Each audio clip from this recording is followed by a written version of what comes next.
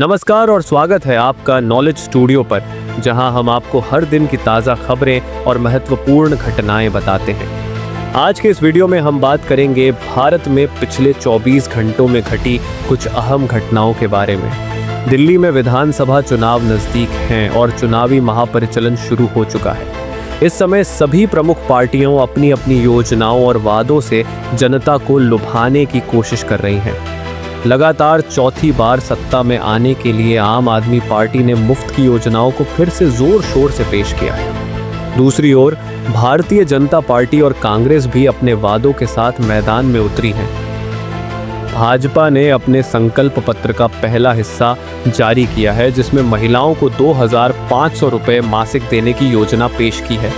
इसके साथ ही पार्टी ने कहा है कि गरीब परिवारों को 500 रुपये में सिलेंडर मिलेगा और होली व दीपावली पर एक मुफ्त सिलेंडर भी दिया जाएगा। इसके अलावा आयुष्मान योजना का लाभ बुजुर्गों के लिए 10 लाख रुपए तक बढ़ाने की बात की गई है। बुजुर्गों की पेंशन में इजाफा करने की योजना भी भाजपा ने दी है। कांग्रेस ने भी अपनी चुनावी घोषणा की है। कांग्रेस ने दिल्ली के प्रत्येक परिवार को 300 यूनिट मुफ्त बिजली देने का वादा किया है। इसके अलावा पार्टी ने 500 रुपये में सिलेंडर देने और मुफ्त राशन किट वितरित करने की घोषणा की है। कांग्रेस का कहना है कि महिलाओं को हर महीने 2,500 रुपये देने के अलावा 25 लाख रुपए का मुफ्त स्वास्थ्य बीमा भी दिया जाएगा। आम आदमी पार्टी के अरविंद केजरीवाल ने कहा है कि उनकी सरकार फिर से मुफ्त योजनाओं को जारी रखेगी। 200 यूनिट मुफ्त बिजली, मुफ्त पानी और महिलाओं के लिए मुफ्त बस यात्रा जैसे योजनाएं जारी रहेंगी।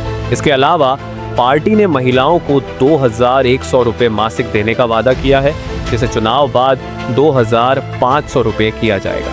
60 वर्ष से ऊपर के बुजुर्गों के लिए मुफ्त इलाज की योजना और स्टूडेंट्स के लिए मुफ्त बस यात्रा जैसे अन्य वादे भी किए गए हैं। इन तीनों प्रमुख पार्टियों के वादों से यह साफ है कि दिल्ली की राजनीति में इस बार महिलाओं, बुजुर्गों और गरीबों के लिए योजनाओं की भारी भरकम पेशकश की जा रही है। इन वादों का असर कितना होगा, यह तो चुनाव के बाद ही पता चलेगा, लेकिन इस समय वादों की बारिश हो रही है।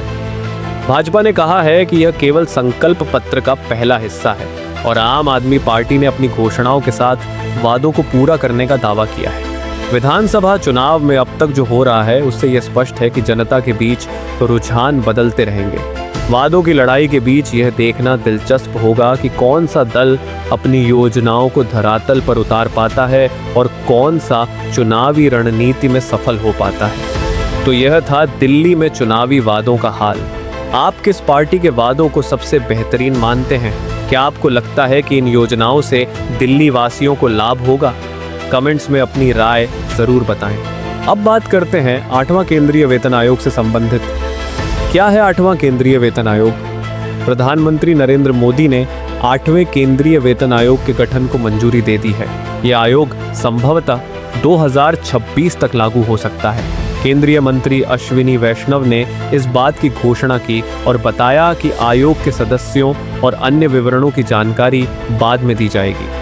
आपको बता दें कि 7वें वेतन आयोग की सिफारिशें पहले ही लागू हो चुकी हैं और अब इस नए आयोग का मुख्य उद्देश्य वेतन, भत्तों और पेंशन में सुधार करना है। केंद्रीय वेतन आयोग हर 10 साल में कर्मचारियों के वेतन, भत्तों और पेंशन के ढांचे की समीक्षा करता है। आर्थिक परिस्थितियों और महंगाई को ध्यान में रखते हुए यह आयोग सिफारिशें करता है। 7वें वेतन आयोग की सिफारिशें 2016 से लागू हुई थीं और अब 8वें वेतन आयोग के गठन से केंद्रीय कर्मचारियों और पेंशनर्स को अपने वेतन, भत्तों और पेंशन में बदलाव की उम्मीद है। 8वें वेतन आयोग का गठन 2026 तक हो सकता है और इसकी सिफारिशों के लागू होने की तारीख जनवरी 2026 हो सकती है। इस तरह यह आयोग अगले कुछ सालों में केंद्रीय कर्मचारियों के वेतन ढांचे में क्रांतिकारी बदलाव ला सकता है। 8वें वेतन आयोग का कार्यान्वयन 1 जनवरी 2026 से होने की संभावना है। सरकार आमतौर पर इसे लागू करने से 18 महीने पहले आयोग का गठन करती है, यानी आयोग का गठन 2024 के मध्य तक हो सकता है। 8वें वेतन आयोग के तहत वेतन, भत्ते और पेंशन में बड़े बदलाव की उम्मीद है। इससे सरकारी कर्मचारियों को वित्तीय दृष्टिकोण से बेहतर स्थिति मिलेगी और उनकी कार्य प्रणाली में भी सुधार होगा। 8वां केंद्रीय वेतन आयोग सरकारी कर्मचारियों के वेतन संरचना में महत्वपूर्ण सुधार लाने वाला है।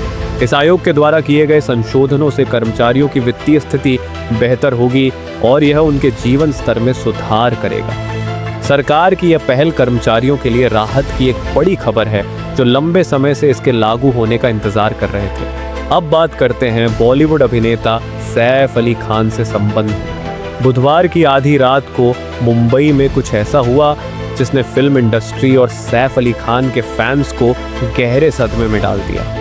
बॉलीवुड के जाने माने अभिनेता सैफ अली खान पर एक अज्ञात हमलावर ने चाकू से हमला कर दिया। खबरों के अनुसार हमलावर ने उन पर चाकू से 6 बार वार किया, जिससे वे गंभीर रूप से घायल हो गए। घटना के तुरंत बाद सैफ अली खान को घायल अवस्था में लीलावती अस्पताल ले जाया गया। खास बात यह है कि जब यह हादसा हुआ उस समय सैफ का निजी ड्राइवर मौजूद नहीं था। उन्हें एक ऑटो रिक्शा में अस्पताल पहुंचाया गया। ऑटो ड्राइवर भजन सिंह राणा, जिन्होंने सैफ को अस्पताल पहुंचाया, ने बताया कि शुरुआत में उन्हें यह मालूम नहीं था कि उनका यात्री कौन है। ड्राइवर ने कहा, जब वह व्यक्ति मेरे ऑटो में बैठा तो उसका कुर्ता खून से लथपथ था। उसकी गर्दन और पीठ में चोटें थीं, लेकिन मैं पहचान नहीं पाया कि वह सैफ अली खान थे। ड्राइवर ने आगे बताया कि जब वह लीलावती अस्पताल पहुंचे तो सैफ अली खान ने खुद गार्ड से स्ट्रेचर मंगवाया और अपना नाम बताया। उन्होंने कहा, मैं सैफ अली खान हूँ, मुझे तुरंत इलाज की ज़रूरत है। यह सुनकर अस्पताल स्टाफ तुरंत हरकत में आ गया। इस घटना से जुड़ी एक और महत्वपूर्ण बात सामने आई है। जब ड्राइवर से पूछा गया कि क्या सैफ के साथ उनका बेटा तैमूर भी था, तो उन्होंने बताया कि ऑटो में एक 7-8 साल का बच्चा भी सवार था। हालांकि अभी तक यह साफ नहीं हो पाया है कि वह बच्चा तैमूर अली खान ही था। यह हमला मुंबई जैसे बड़े शहर में हुआ है, जहां आम तौर पर सुरक्षा के कड़े इंतजाम रहते हैं। पुलिस ने मामले की जांच शुरू कर दी है और आसपास के सीसीटीवी फुटेज खंगाले जा रहे हैं। यह देखना बेहद ज़रूरी होगा कि हमलावर कौन था और उसने ये हमला क्यों किया। फिलहाल सैफ अली खान खतरे से बाहर हैं और डॉक्टरों का कहना है कि उनकी स्थिति स्थिर है। लेकिन इस घटना ने उनके फैंस और फिल्म इंडस्ट्री में एक डर का माहौल बना दिया है। सोशल मीडिया पर फैंस उनकी सलामती की दुआ कर रहे हैं और उनकी तेज़ी से रिकवरी की कामना कर रहे हैं। टीम की घोषणा और चैंपियंस ट्रॉफी अपडेट। भारतीय क्रिकेट टीम की घोषणा शनिवार 18 जनवरी को मुंबई में की जाएगी। इस मौके पर भारतीय कप्तान रोहित शर्मा और चयन समिति के अध्यक्ष अजीत अगरकर खुद मौजूद रहेंगे। आपको बता दें कि इस बार चैंपियंस ट्रॉफी एक हाइब्रिड मॉडल के तहत आयोजित की जा रही है, जिसमें भारत अपने सभी मुकाबले दुबई में खेलेगा। दरअसल भारत ने पाकिस्तान जाकर खेलने से इनकार कर दिया था, जिसके बाद आईसीसी ने हाइब्रिड मॉडल का फॉर्मूला अपनाया। इस मॉडल के तहत भारत और पाकिस्तान दोनों अलग अलग स्थानों पर अपने मैच खेलेंगे। दोस्तों, चैंपियंस ट्रॉफी में कुल 8 टीमें हिस्सा ले रही हैं, जिन्हें 2 ग्रुप में बांटा गया है। भारत और पाकिस्तान एक ही ग्रुप में है। भारत का पहला मुकाबला 20 फरवरी को बांग्लादेश के खिलाफ होगा। इसके बाद 23 फरवरी को क्रिकेट के सबसे बड़े प्रतिद्वंद्वियों भारत और पाकिस्तान के बीच महामुकाबला दुबई में खेला जाएगा। इसके अलावा भारतीय टीम 2 मार्च को न्यूजीलैंड के खिलाफ खेलेगी। फाइनल मुकाबला 8 मार्च को होगा, यानी इस टूर्नामेंट का रोमांच चरम पर रहने वाला है। अब बात करते हैं भारतीय टीम में खिलाड़ियों की स्थिति की। जसप्रीत बुमराह और कुलदीप यादव पर सबकी निगाहें टिकी हुई हैं। बुमराह को बॉर्डर गावस्कर ट्रॉफी के दौरान पीठ में चोट आई थी। उनकी फिटनेस को लेकर अभी भी संशय बना हुआ है। दूसरी तरफ कुलदीप यादव घुटने की चोट से उबर चुके हैं और हाल ही में उन्हें अभ्यास करते हुए देखा गया। दोनों खिलाड़ियों को इंग्लैंड के खिलाफ वनडे सीरीज में शामिल किया जाएगा या नहीं, यह देखने वाली बात होगी। चैंपियंस ट्रॉफी के अलावा भारत को अगले महीने इंग्लैंड के खिलाफ 3 मैचों की वनडे सीरीज खेलनी है। बीसीसीआई ने घोषणा की है कि इंग्लैंड के खिलाफ वनडे सीरीज के लिए भी भारतीय टीम का ऐलान इसी प्रेस कॉन्फ्रेंस में किया जाएगा। रोहित शर्मा और अजीत अगरकर दोपहर 12:30 बजे प्रेस को संबोधित करेंगे और टीम चयन की प्रक्रिया पर रोशनी डालेंगे। अब बात करते हैं नए उभरते हुए खिलाड़ियों की। विजय हजारे ट्रॉफी में करुण नायर का प्रदर्शन शानदार रहा है। उन्होंने 7 पारियों में 752 रन बनाए, जिसमें 5 शतक शामिल हैं। क्या करुण नायर को वनडे टीम में जगह मिलेगी, यह जानना दिलचस्प होगा। इसके अलावा इंग्लैंड के खिलाफ 5 मैचों की T20 सीरीज के लिए भारतीय टीम पहले ही घोषित की जा चुकी है। चैंपियंस ट्रॉफी और इंग्लैंड सीरीज को लेकर भारतीय टीम का चयन बेहद रोमांचक होने वाला है। भारत पाकिस्तान के बीच 23 फरवरी को होने वाले मुकाबले का सभी को बेसब्री से इंतजार है। सुप्रीम कोर्ट का बड़ा फैसला आयुष्मान भारत मिशन के लिए। सुप्रीम कोर्ट ने शुक्रवार को दिल्ली हाई कोर्ट के उस आदेश पर रोक लगा दी है जिसमें आम आदमी पार्टी सरकार को 5 जनवरी तक केंद्र के साथ आयुष्मान भारत मिशन के लिए MOU साइन करने को कहा गया था। जस्टिस BR गवई और जस्टिस AG मसीह की बेंच ने दिल्ली सरकार की याचिका पर केंद्र को नोटिस जारी करते हुए जवाब मांगा है। यह फैसला दिल्ली हाई कोर्ट के उस निर्देश के बाद आया है जिसमें कहा गया था कि दिल्ली के लोगों को इस योजना के लाभों से वंचित नहीं किया जा सकता। सुनवाई के दौरान दिल्ली सरकार की तरफ से वरिष्ठ अधिवक्ता अभिषेक मनु सिंघवी ने सवाल उठाया कि हाईकोर्ट दिल्ली सरकार को केंद्र के साथ समझौता ज्ञापन पर हस्ताक्षर करने के लिए कैसे मजबूर कर सकता है। उन्होंने बताया कि अगर MOU साइन होता है तो पूंजीगत खर्च का 60% केंद्र उठाएगा और 40% दिल्ली सरकार, लेकिन चालू खर्च में केंद्र का योगदान शून्य रहेगा। सिंघवी ने यह भी दलील दी कि दिल्ली में पहले से 529 मोहल्ला क्लिनिक और अन्य स्वास्थ्य सेवाएं मौजूद हैं जो पहले से ही व्यापक कवरेज दे रही हैं। अब बात करते हैं आयुष्मान भारत योजना की। यह दुनिया की सबसे बड़ी स्वास्थ्य बीमा योजना है जो भारत के सबसे गरीब 40% लोगों को हर साल 5 लाख तक का मुफ्त इलाज उपलब्ध कराती है। लेकिन दिल्ली और पश्चिम बंगाल जैसे राज्यों ने इसे अपनाने से इनकार कर दिया है। दिल्ली के पूर्व मुख्यमंत्री अरविंद केजरीवाल ने इस योजना को देश का सबसे बड़ा घोटाला बताया। उन्होंने सुप्रीम कोर्ट के फैसले का स्वागत किया और इसे उनके पक्ष में बताया। वहीं दूसरी ओर ओडिशा ने हाल ही में आयुष्मान भारत योजना को अपनाने का फैसला किया है। यह निर्णय राज्य में बीजेपी सरकार के आने के 7 महीने बाद हुआ।